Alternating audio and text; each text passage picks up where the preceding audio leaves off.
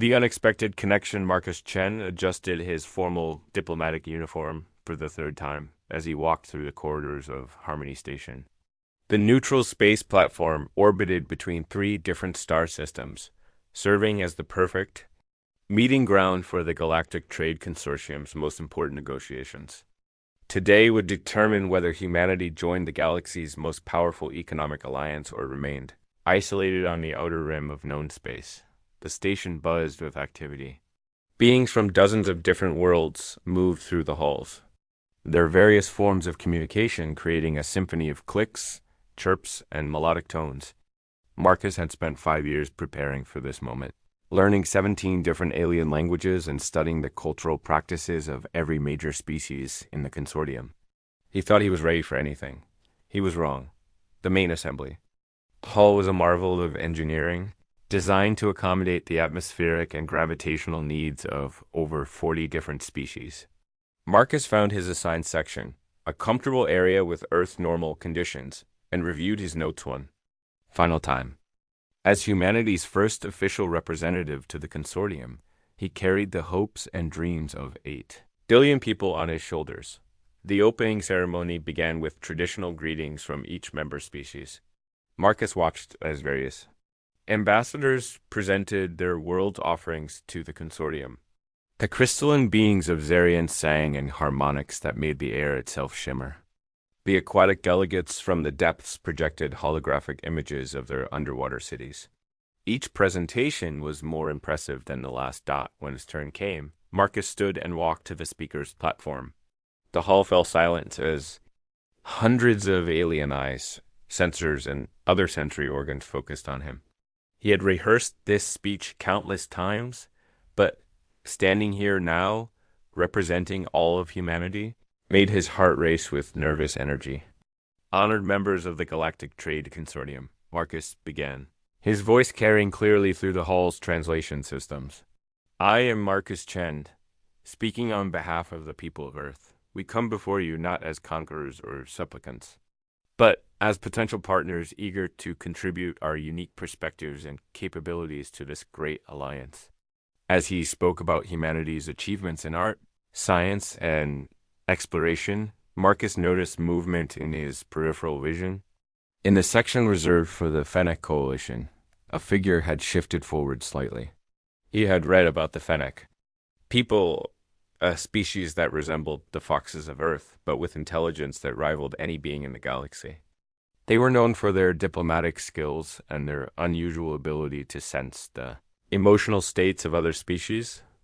The figure was unmistakably feminine, with russet red fur that seemed to catch and reflect the station's ambient lighting. She wore the deep blue robes of a senior ambassador, and her golden eyes were fixed intently on Marcus as he spoke. Something about her gaze made him feel both nervous and strangely calm at the same time. Humanity believes that diversity of thought and experience makes us all stronger. Marcus continued, trying to maintain his focus on the speech. We offer not just our resources and trade goods, but our perspective as a young species still learning to navigate the complexities of an interconnected galaxy. That's when it happened. Marcus felt something soft and warm brush against his left leg. At first, he thought it might be a loose cable or perhaps some kind of station maintenance drone. But as he continued speaking, the sensation became more distinct and more intentional. Something was wrapping around his leg with gentle but unmistakable purpose. His eyes flicked down for just a moment, and he saw it. A bushy, red-furred tail that extended from the Fennec Coalition section all the way to where he stood. The tail had somehow bridged the 15-foot gap between their areas, and was now coiled around his leg like a living question mark. Marcus paused mid-sentence, his prepared words suddenly seeming inadequate. The hall was so quiet he could hear his own heartbeat. Every being present had noticed the tail, and the implications were staggering. In Fennec culture, as he had learned during his preparation, tail contact was reserved for the most intimate of connections, family, close friends, or potential life partners. The red-furred ambassador had not moved from her position.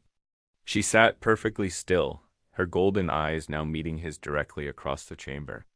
There was no embarrassment in her gaze, No attempt to withdraw her tail. Instead, there was something that looked almost like recognition, as if she had found something she had been searching for without knowing it. Marcus made a decision that would change everything. Instead of stepping away or making an excuse, he continued his speech while the tail remained wrapped around his leg. We understand that joining this consortium means more than just trade agreements, he said, his voice steady despite the extraordinary circumstances. It means forming connections that transcend the boundaries of species and worlds. It means being willing to trust in ways we never imagined possible. A murmur rippled through the assembly. Some delegates leaned forward with curiosity. Others exchanged rapid communications with their companions. The air itself seemed charged with potential, as if the entire station was holding its breath to see what would happen next stop when Marcus finished his presentation. The applause was polite but subdued. Every being in the hall was clearly more interested in the unprecedented display they had just witnessed than in the formal diplomatic proceedings.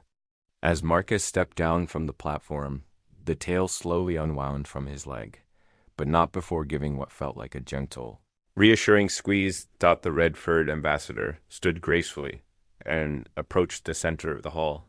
When she spoke, her voice had a musical quality that the translation systems rendered into perfect, unaccented English.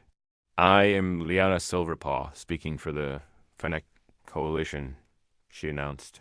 What you have witnessed today is unprecedented in our diplomatic history. The bond that has formed between Ambassador Qin and myself is not something that can be explained by protocol or tradition. It simply is, and we must decide what it means for all of us. The session was called to recess, giving delegates time to consult with their home governments about this unexpected development.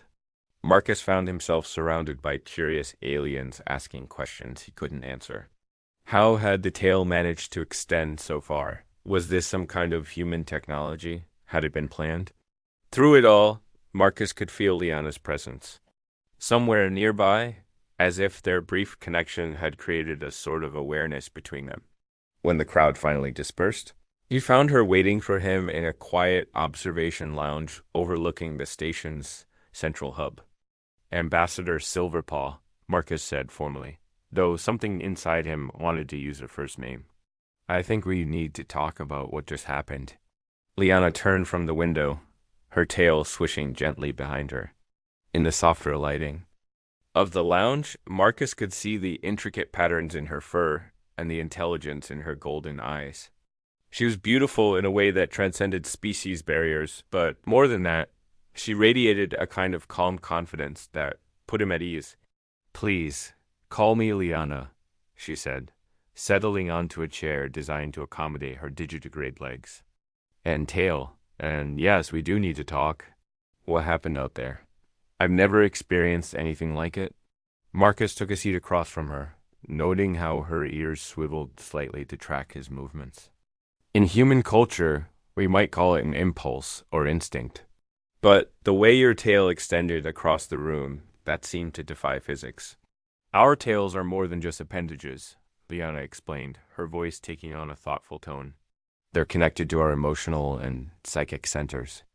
When I saw you up there, alone and carrying such a heavy burden for your species, something inside me responded. My tail acted on its own, seeking to offer comfort and support. And the distance, Marcus asked. How did it reach so far? Liana's ears flattened slightly, a sign Marcus recognized as embarrassment. That's the part I don't understand. Our tails are flexible, but not that flexible. It's as if the space between us somehow ... compressed. They sat in comfortable silence for a moment, both trying to process what had occurred. Through the observation window, Marcus could see ships from various worlds docked at the station's ports. Each one represented a different approach to life, technology, and philosophy. Yet somehow, in this vast diversity, he and Liana had found a connection. What does this mean for the negotiations? Marcus asked. Some of the other delegates looked concerned. The Galactic Trade Consortium has rules about personal relationships between ambassadors, Liana admitted. It's designed to prevent conflicts of interest, but this isn't something that fits into their standard categories. Marcus leaned forward slightly. Are you saying we have a personal relationship? We've known each other for less than an hour. Liana's tail curled around her feet, a gesture Marcus was beginning to recognize as thoughtful consideration. In Fennec culture, we believe that some connections exist before they're discovered. What happened today felt like recognition, not introduction. The communication panel in the lounge chimed softly, indicating an incoming priority message. Marcus activated the display and saw Director Harrison's stern face appear on the screen. The head of Earth's diplomatic corps looked tired and more than a little stressed. Marcus, Harrison said without preamble, I've been fielding calls from Earth Command for the past hour. What exactly happened at the ceremony? The reports I'm getting range from diplomatic breakthrough to potential interspecies incident. Sir, I'm still trying to understand it myself, Marcus replied honestly. Ambassador Silverpaw and I seem to have formed some kind of connection. It wasn't planned, and it certainly wasn't expected. Harrison's expression softened slightly. Marcus, you're humanity's representative out there? Every action you take reflects on our entire species. Are you telling me you've become romantically involved with an alien diplomat on the first day of negotiations? Marcus glanced at Liana, who was listening intently despite the fact that the conversation was supposedly private. Her enhanced hearing was picking up both sides of the discussion. Sir, I don't think romantic is the right word, Marcus said carefully. Something happened that neither of us fully understands. We're trying to figure out what it means and how it affects our respective duties. Figure it out quickly, Harrison ordered. The consortium is calling for a special session tomorrow to address this situation. Some of the member species are questioning whether humans can maintain proper diplomatic objectivity. The transmission ended, leaving Marcus and Liana alone with their thoughts. The weight of responsibility that had pressed on Marcus during his speech was now joined by a different kind of pressure, the knowledge that their inexplicable connection was being scrutinized by beings across the galaxy. I should go, Marcus said reluctantly. I need to prepare for tomorrow's session. Liana stood as well, her movements graceful and fluid. Marcus, she said softly, whatever this is between us, we'll face it together. My people value honor and honesty above all else. If the consortium can't accept that some connections transcend their rules, perhaps they're not ready for the diversity they claim to celebrate. As Marcus walked back to his quarters, he could still feel the phantom sensation of Liana's tail around his leg. More than that, he could sense her presence somewhere behind him on the station, as if an invisible thread now connected them across space and species barriers. Tomorrow would bring new challenges and difficult questions. But for the first time since arriving at Harmony Station, Marcus felt like he wasn't facing them alone. Whatever had happened between him, it was just the beginning of something that could change not just their lives, but the entire future of human-alien relations in the galaxy dot. The story was far from over. In fact, it had only just begun. When Worlds Collide, the emergency session of the Galactic Trade Consortium convened at 0800 station time. But Marcus had been awake since 0300. He had spent the early morning hours reviewing every diplomatic protocol, trade agreement, and cultural sensitivity guide he could access through the station's database. None of them contained provisions for what had happened between him and Liana. The assembly hall felt different today. Where yesterday there had been curious interest, now Marcus sensed tension and suspicion. Several species had requested additional security measures, and armed peacekeepers from the neutral Sentinel Corps now flanked the entrances. The message was clear. What had seemed like a diplomatic curiosity yesterday was now being treated as a potential threat. Marcus took his assigned seat and immediately felt the familiar sensation of awareness that had developed since his connection with Liana. She was present somewhere in the hall, though he couldn't see her from his position. The feeling was oddly comforting in the face of so much hostility. High Arbiter Veltar, a massive insectoid being who served as the consortium's chief mediator, called the session to order with a series of clicking sounds that the translation system rendered as formal diplomatic language.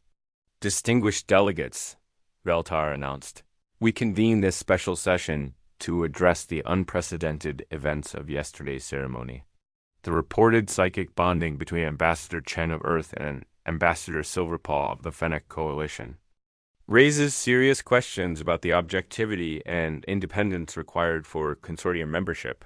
A ripple of agreement passed through several of the alien delegations. Marcus noted that the species expressing the most concern were those known for their rigid adherence to protocol and their suspicion of younger civilizations. The hegemony of Brass, in particular, had been vocal opponents of human membership. From the beginning, Ambassador Korthek of the Brass hegemony rose to address the assembly. His metallic body gleamed under the hall's lights as he spoke in his characteristic monotone. The hegemony questions whether this alleged bonding represents a calculated attempt by the humans to manipulate consortium proceedings, Korthek declared. Species with psychic abilities have been used for espionage and coercion in the past. We demand a full investigation before any further negotiations proceed. Marcus felt his jaw clench at the accusation, but before he could respond, another voice cut through the tension. If the Brass hegemony wishes to discuss manipulation and coercion, came Liana's clear, musical tone, perhaps we should examine their own history of economic warfare and resource monopolization. She had emerged from the Fennec Coalition section and now stood at the center of the hall, her presence commanding attention from every being present. Her diplomatic robes had been replaced with a simple but elegant outfit that somehow made her seem both more approachable and more formidable. The connection between Ambassador Chun and myself was neither planned nor manipulated. Liana continued, her golden eyes sweeping across the assembly. It was spontaneous, mutual, and as surprising to us as it was to you. But rather than celebrating this potential bridge between our species, some of you choose to see only threats and conspiracies. I, Arbiter Veltar, as compound eyes focused on both ambassadors. Ambassador Silverpaw, can you explain the mechanics of what occurred? Our sensors recorded energy fluctuations and spatial distortions that our scientists cannot account for. Before Liana could respond, an alarm began sounding throughout the station. The lights shifted from their normal warm spectrum to the harsh red of emergency status. Through the hall's communication system came the voice of Station Commander Torres, her words clipped and urgent. All diplomatic personnel report to secured locations immediately. We have detected unauthorized access to critical station systems. This is not a drill. The assembly erupted into chaos as delegates from various species began shouting questions and demands in their native languages. Security personnel moved quickly to escort representatives to safe areas, but Marcus found himself frozen in place by a sudden, overwhelming sensation, pain, fear, anger.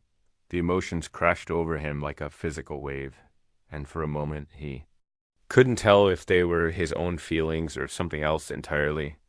Then he realized what was happening. He was sensing Liana's emotional state, and she was in distress. Marcus pushed through the crowd of evacuating delegates, following the psychic pull that seemed to draw him toward the station's central core. He found Liana in a maintenance corridor, her usually composed demeanor replaced by obvious agitation. "The sabotage," she said, without preamble, as soon as she saw him.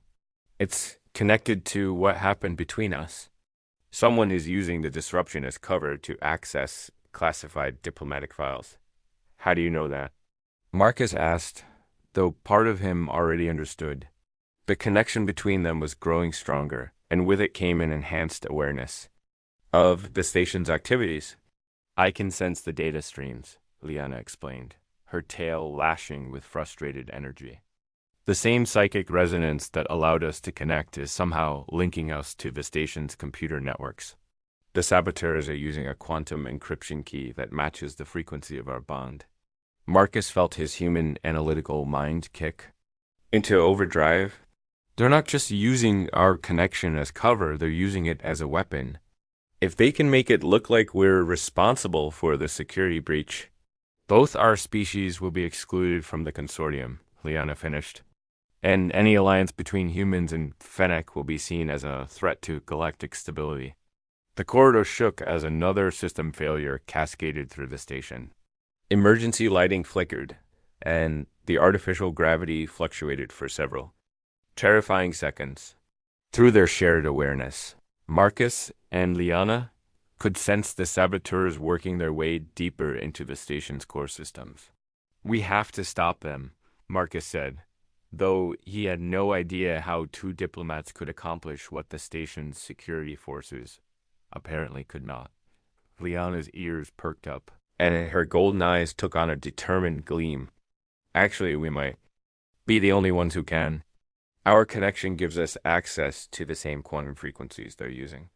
If we can synchronize our psychic resonance, we can trace them back to their source," Marcus realized. "But how do we control something we don't even understand?" "Trust," Liana said, simply. "The bond formed because we trusted each other instinctively. We need that same trust now." They made their way through the maintenance tunnels toward the station's central processing core, following the psychic trail that felt like a discordant note in the harmony of their connection. As they moved, Marcus became increasingly aware of the quantum fields that permeated the station's structure. It was as if his human consciousness had been upgraded to perceive dimensions of reality that had previously been invisible. The central core was a vast chamber filled with crystalline matrices that processed the computational needs of the entire station. Normally, the room would be sealed and automated, but the saboteurs had somehow gained access. Marcus and Liana crouched behind a bank of processing units and observed three figures working frantically at a primary console. The saboteurs were hegemony operatives, their brass-colored exoskeletons modified with illegal psychic amplification devices. They were using the quantum resonance between Marcus and Liana as a carrier signal to introduce malicious code into the station's most sensitive systems. "If they complete their program," Liana whispered, "it will look like the security breach originated from our quarters. They'll have evidence that the human-Fennec connection is a Trojan horse designed to infiltrate consortium networks." Marcus studied the setup, his engineer's mind analyzing the problem from multiple angles. "The amplification devices they're creating a feedback loop with our psychic bond. If we can reverse the polarity, we can turn their own equipment against them," Liana concluded. "But the psychic backlash could be dangerous. We don't know how it will affect our connection. Are you willing to risk it?" Marcus asked, meeting her golden eyes. "For both our peoples?" Liana's tail curled around his wrist in a gesture that had become as natural as breathing. "Always." They joined hands and focused their combined will on the quantum frequencies surrounding them. Marcus felt his human determination merge with Liana's Fennec intuition, creating something greater than the sum of its parts. The psychic resonance between them expanded, encompassing not just their personal connection but the very structure of space around them. The saboteurs' equipment began to malfunction as the reversed quantum field disrupted their illegal modifications. Sparks flew from their amplification devices, and their carefully planned infiltration turned into a cascade of system failures that revealed their presence to station security. But the effort cost both ambassadors dearly. The psychic strain of manipulating quantum fields sent waves of exhaustion through their shared consciousness. Marcus felt his knees buckle as the connection between them fluctuated wildly, threatening to either burn out completely or expand beyond their ability to control. "Hold on," Liana gasped, her grip on his hand tightening. "We have to maintain the resonance until security arrives." Through sheer force of will, they stabilized their connection just as Commander Torres and her security team burst into the chamber. The hegemony operatives were quickly subdued, their sabotage exposed and their illegal equipment confiscated as evidence as the immediate crisis passed. Marcus and Liana found themselves alone in the aftermath, still holding hands but no longer, needing to channel their psychic bond for survival. The connection between them had changed during their ordeal. It was now deeper, more stable, and somehow more natural than before. What happens now? Marcus asked, though he suspected he already knew the answer. Now we face the consequences, Liana replied, but her tone was peaceful rather than worried. The consortium will have to acknowledge that our connection isn't a threat, it's an asset. We just proved that cooperation between our species can accomplish things neither could achieve alone. The emergency session that reconvened later that day had a very different atmosphere. The evidence of hegemony sabotage had shifted the focus, from suspicion of the human-Fennec bond to questions about the security and integrity of consortium operations. High Arbiter Veltar addressed the assembly with what Marcus had learned to recognize as the insectoid equivalent of satisfaction. The events of today have demonstrated both the challenges and the opportunities presented by unprecedented interspecies connections, Veltar announced. The bond between Ambassadors Chun and Silverpaw, rather than representing a security threat, proved instrumental in exposing actual sabotage and protecting consortium interests. Ambassador Korthuk of the Brass. Hegemony remained silent, his metallic form somehow managing to convey sullen resentment even without facial expressions. The exposure of his government's illegal activities had severely damaged their standing within the consortium. The Trade Consortium hereby extends full membership to both Earth and the Fennec Coalition, Veltar continued. Furthermore, we recognize the psychic bond between Ambassadors Chen and Silverpaw as a legitimate diplomatic innovation worthy of study and protection. The applause that followed was genuine this time, with representatives from dozens of species expressing their approval of the decision. Marcus felt a wave of relief and accomplishment that was magnified by his connection to Liana. Later, as they stood together in the observation lounge where they had first talked privately, Marcus and Liana watched the ships of the consortium, preparing for departure. Many would carry news of the day's events back to their homeworlds, spreading word of the new alliance and the unprecedented bond that had made it possible. No regrets? Liana asked, her tail curled contentedly around her feet. Marcus considered the question seriously. His had changed in ways he never could have imagined when he first arrived at Harmony Station. The psychic connection with Liana was permanent now, a part of him as essential as his heartbeat. He would never again be just human. He was something new, something unique in the galaxy. None, he said finally. Though I suspect this is just the beginning of our adventures. Liana's ears perked up with interest. What do you mean? The consortium is going to want to study our connection, Marcus explained. Other species will want to understand how it works, whether it can be replicated. We're not just diplomats anymore. We're pioneers of a new kind of interspecies relationship.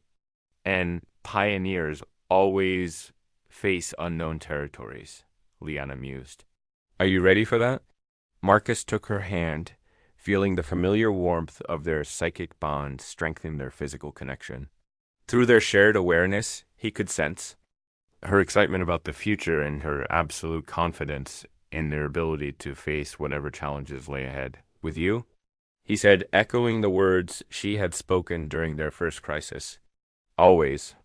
As Harmony Station continued its orbit between the stars, carrying representatives of dozens of worlds toward new possibilities, Marcus and Liana stood together at the threshold of an unprecedented future. Their connection had started as an accident, a moment of spontaneous recognition between two unlikely souls. But it had become something far greater, a bridge between worlds, a symbol of cooperation, and a promise that even in the vast diversity of the galaxy, understanding and connection were always possible. The story of the human and the Fennec had become legend before it was even complete. And the best chapters were still to come. Asterisk.